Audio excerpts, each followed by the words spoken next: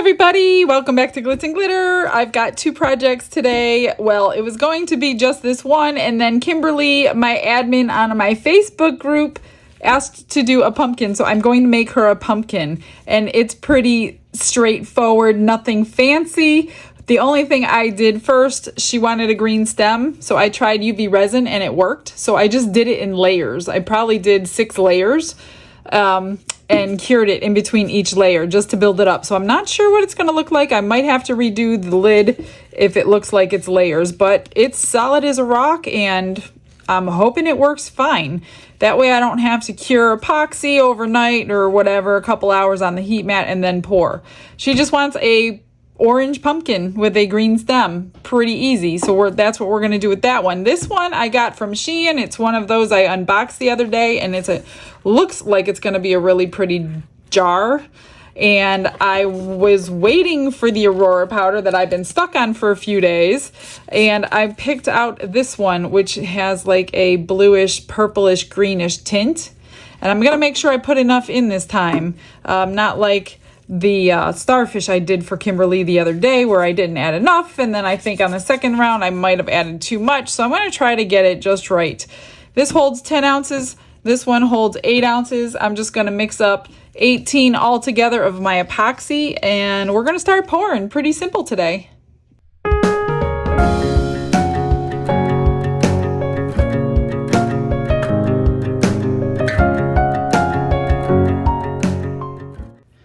So I received this in the mail and I wanted to use it today, but I needed too much resin. So we're going to do this tomorrow. So it's a new stand mixer by Let's Resin. It looks like a digital timer on here and hands-free. So we are going to try this, unbox it and everything on tomorrow's video and give that a try. So I'll make sure I need something with less than 8 ounces so I can use that. I planned on doing it today until I added the pumpkin to the mix. So what I'm going to do first, let me move this. I want to mix my powder into a little bit of resin in this cup because I didn't mix it very well. I might need the whole rest of this. I don't know. There's not a whole lot in the little jar. Well, I'll do about half and see what happens. I'm just going to add a little bit of powder or of resin to it before I add the rest of it, because I didn't mix my powder well enough in her starfish, and you can see a tiny little drop or two of it. Not much, but I definitely didn't mix it well. Plus I was using those little ribbed cups, so that wasn't good either. This one is not ribbed, so I should be able to get it mixed pretty good. And the bubbles resemble dry powder in here, so I can never tell if I have it or not have it. So I'm just going to fill this cup up to the 8 ounce mark because I know that's what I need. And then check the powder again.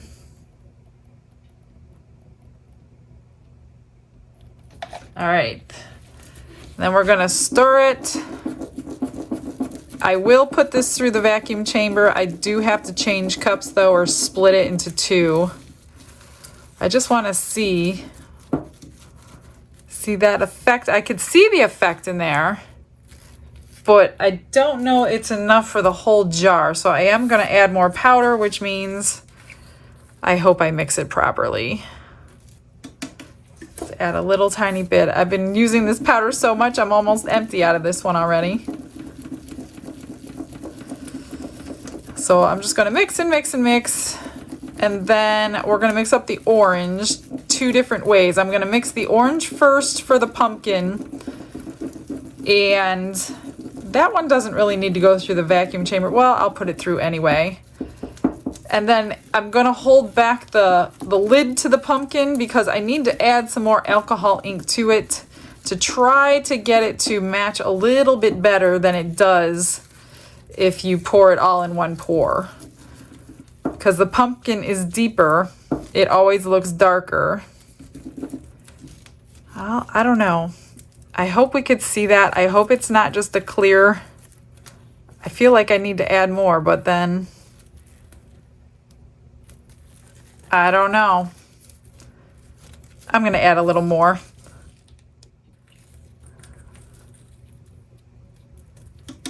Well, there's not a whole lot left in here, so I'm thinking I'm just going to dump it in.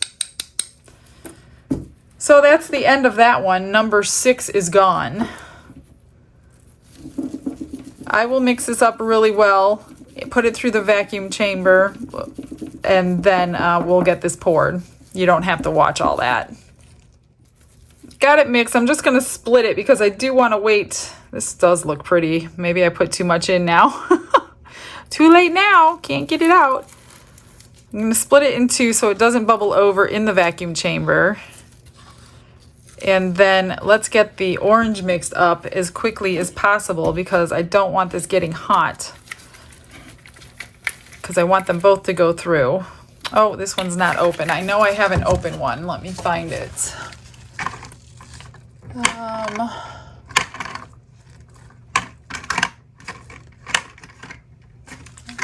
Should be this one.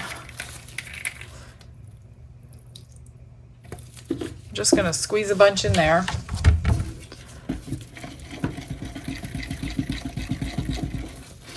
Now you do have 40 to 50 minutes working time, but that doesn't mean it's gonna be like that no matter how deep you have your resin poured. So in these large pots, I highly doubt it's going to give you that much working time. That's why I want to get them in there and out of there as fast as possible. Let me just check this color. Yeah, that looks good. All right, let's get this debubbled real quick.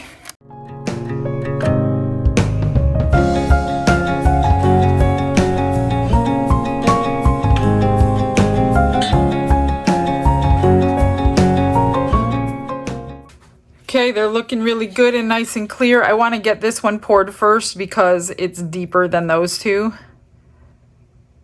And I can hold off on the lid. I just want to get the deepest one poured. Slowly, not too fast, because we're going to get a lot of bubbles from those facets in here. I hope I have enough. I always worry. All right, let's gonna hold the rest of that back for the lid. Now for this one, I am gonna spray with alcohol to stop any bubbles. Oh, look at, I see a little bit powder on the top. I'm just gonna get it out instead of worrying about mixing it. All right, I'm gonna squish it around. Which, since you sprayed alcohol, it shouldn't get any, but you never know. All right, that's good. And this one. This one's got a lot of indentions on here, so let's hope it doesn't form a whole bunch of bubbles in them.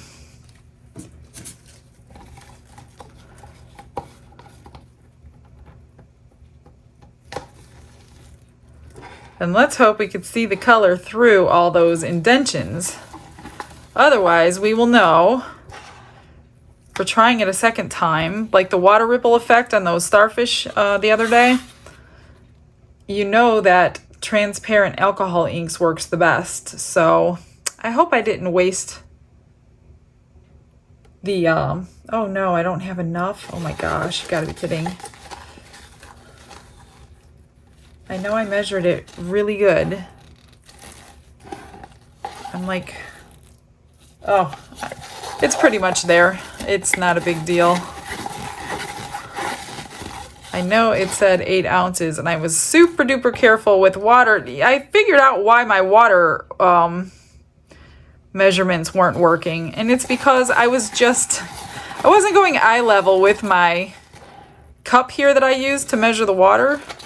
I was just like, yeah, that looks like 8 ounces. And that's why I was off all the time, because I was not being careful with the measurements. This is just about there. I'm literally a 1/4 ounce away, so it should be good. And I could probably undome this one and stick it in here. I don't know. I probably over poured that one. That looks good right there. Now for this, I'm going to add a little more orange. Put a few more drops in there. Try to darken it just a little bit. I'm adding bubbles, I know, but you're not going to see them through the facets. So I'm just going to carefully mix it together and pour it in. Whether I added enough or not, I don't know. And I could have used the rest of this in that one. Goes to show ya, I didn't split it right. I'm just going to go up underneath this ledge. Get any bubbles hiding out of there without dislodging the stem. Be careful if you do the stem first. I've never done the stem first. I know it can be done. I know my friend Renee did it like this. So that's what I'm doing. Give it a try. And now all we do is wait. And see you on demold. Oh, I will fix that. Okay, ladies and gents, it's time to unmold, but I did pour two things with the orange that was left over. I put some fall foliage on there and a little bit of my Gold Rush glitter. I thought it was a little bit and then I added more and then maybe I added a little too much, but never too much for me. So there's one keychain and I made one bookmark and I put the same kind of stuff on it. I don't know how well you can see it because of the orange transparency, but it came out really sparkly and really pretty. So, which one do we do first? This one's cooler. This one's cold. This one's a little bit warm. I don't want to bust off that stem I UV resined. So let's start with this one and see what we got, if I can get the seal. I did mix up 1 more ounce. It took the entire 1 ounce between these two pieces to fill it all the way up. I didn't put any powder in. Obviously, I ran out of it, so I just poured it in and mixed it with my stick. And we have a bubble already. I forgot to go up underneath this lip. I did that one, and I forgot about this one. Gosh, I hope this is cured enough that I'm not gonna pop this off. Let's see. Okay, good. Whew. Oh, that is pretty. You can see it everywhere if you move it. If you just hold it here, you kind of don't see it on the edges until you move it around. It's in the handle. So that came out nice. It wasn't a waste of powder. Let's hope this came out pretty too with all these little pieces that are indented into the resin. I'm just gonna roll it back.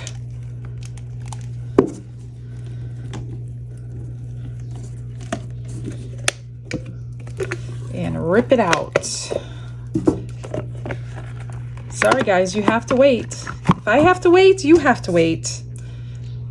All right, that's pretty. That's really what I thought it was going to be. Very subtle, very pretty though. Question is, do I do anything to it or do I leave it alone? You know I can't leave anything alone. But I am not running anything, no, not that amount of rhinestones. There's no way I'm doing that. That would take me days. But I don't see any bubbles.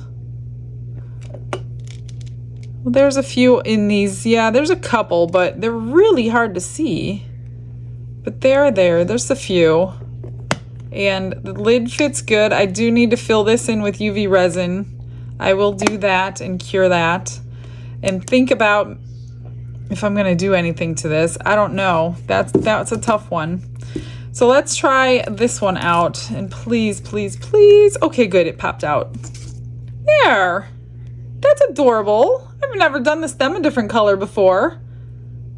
It worked out good. It was a glittery UV resin that I used, but obviously it's gonna sparkle regardless because that's this mold. Everybody loves this mold. And here is the pumpkin. I've done it in purple before, but since Kimberly wanted it in purple. I've done it in orange before. I have not done a purple one, to be honest with you. I don't know if she wants anything done to this. Let's see how I did with the lid. Well, it's close. It's very, very close. But if you look at it right there, it's the same color. Yeah, it depends how you're looking at it. It can be the same color or a little lighter, but not too bad. Not like the other. So add a few drips to that. You can even get away with a few more.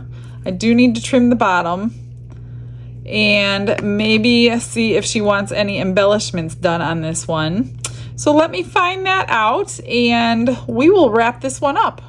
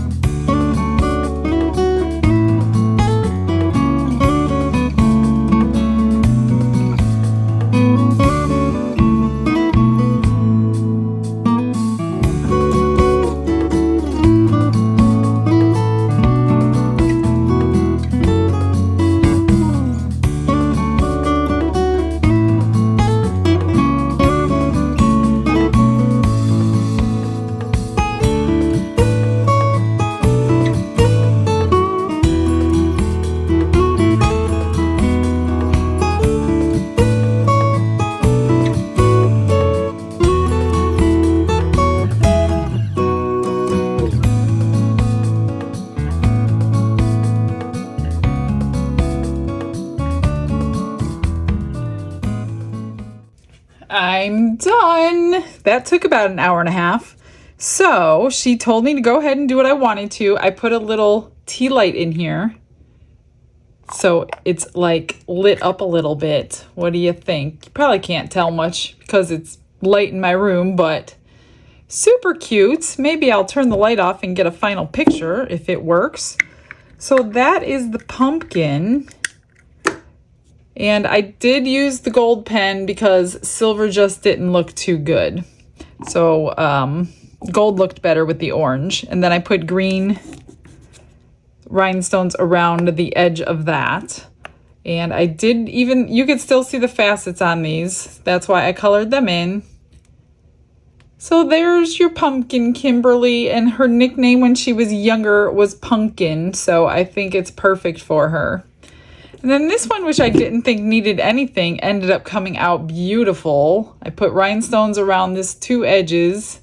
And I'm telling you, these gold and silver markers are like liquid silver and liquid gold. These are amazing. And I went around this whole edge. And then I went in all these lines just to bring it out a little bit. So I'm glad I did that. You can't even touch those lines because they're indented too far. I see I got fingerprints there before it would dry, so I do have to go back over that before it goes out. And then I did the top of it. Anyway, that's it for today, guys. Tomorrow, all of you guys who commented on these keychains that I made the other day and homemade bead molds, these things here, how I made the beads and how I put the keychains together, your lucky day is tomorrow. So make sure you come back tomorrow because that's what I will be working on. A whole tutorial just on beaded keychains and how to make your own beads. So come back tomorrow at 6 o'clock. I will see you guys tomorrow. Have a blessed day, everyone. Bye.